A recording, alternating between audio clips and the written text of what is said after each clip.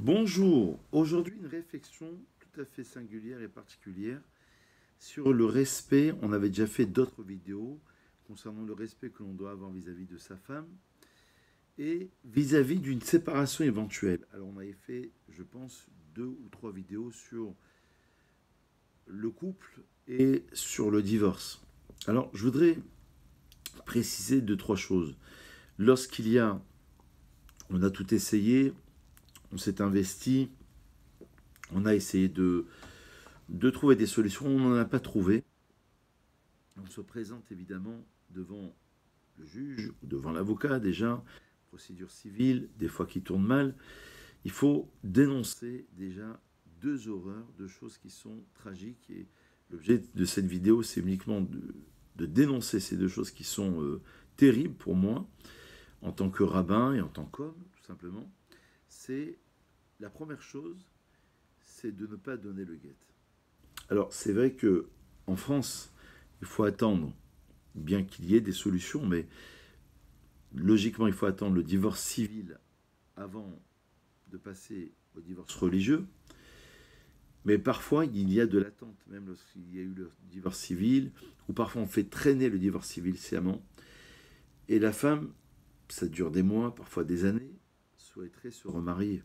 D'ailleurs, l'homme aussi, puisqu'il n'a pas le droit de se remarier. Mais pour la femme, comme vous le savez, il y a des conséquences plus terribles que chez l'homme. Si elle a un enfant né d'une union, cet enfant sera adultérin, on appelle mamzer. Donc les conséquences sont plus terribles. L'homme, du moment qu'il est marié, la polygamie est interdite en France et dans la halakha aussi. Donc ça pose un problème. Et donc parfois, il y a une pression, il y a un intérêt à faire durer quelque part la souffrance de l'autre parce qu'on lui en veut. Et ça, c'est quelque chose de terrible. C'est quelque chose qui est vraiment interdit. Et malheureusement, Baruch Hashem, il y en a très peu en France, mais ça existe, malheureusement. C'est extrêmement minoritaire, mais ça existe. Il y a le problème de la femme aguna, ça veut dire des femmes agunotes qui sont littéralement emprisonnées, qui sont liées à leur mari.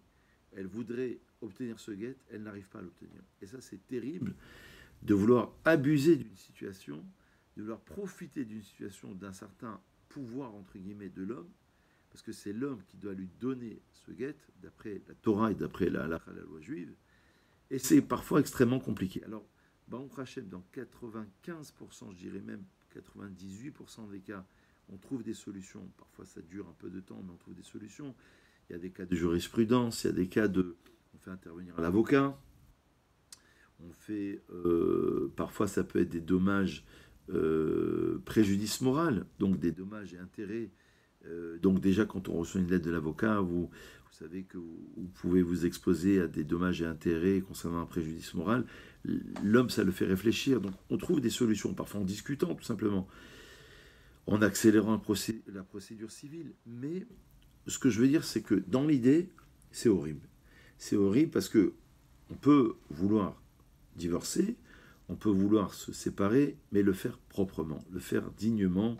Alors lorsqu'il y a des enfants, c'est encore plus terrible parce que les enfants trinquent avec le père, avec la mère, avec les pressions parfois. Euh, donc vraiment, c'est une situation sur laquelle il faut réfléchir.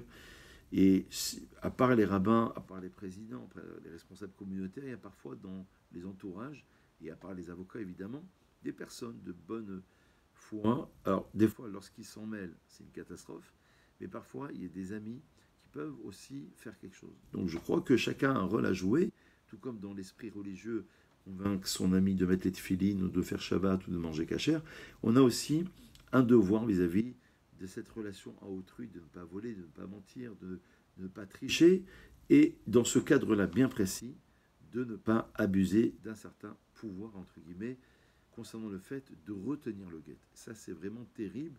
C'est pour ça qu'en Israël, ils vont jusqu'à parfois forcer l'individu, physiquement parlant.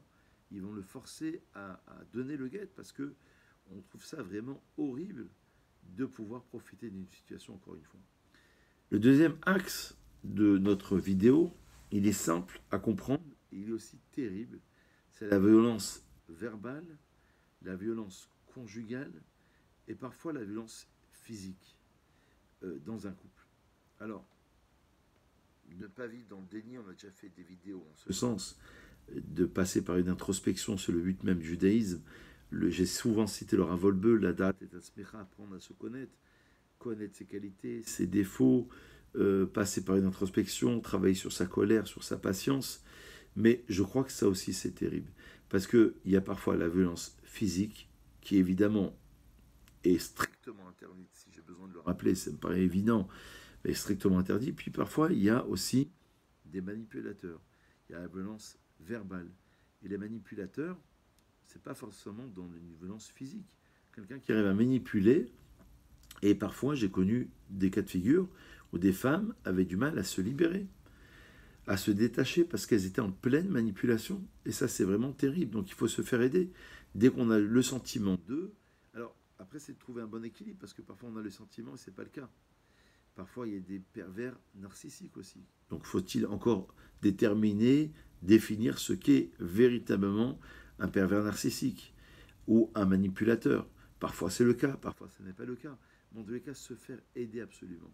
Donc ce aussi, et c'était la deuxième chose que je voulais dénoncer absolument aujourd'hui, c'était de dire combien il était important d'être prudent, de ne pas tomber dans la violence, qui est strictement, quand je le répète, strictement interdite, la violence physique vis-à-vis de son épouse, la violence verbale, la manipulation, sinon, se faire traiter, se faire aider, se faire accompagner par un psychologue, par un ami, par un thérapeute, par un rave, parfois, qui va pouvoir aider la personne à ouvrir les yeux, à être aidé, mais surtout ne pas tomber dans ce genre de bassesse, dans ce genre de petitesse.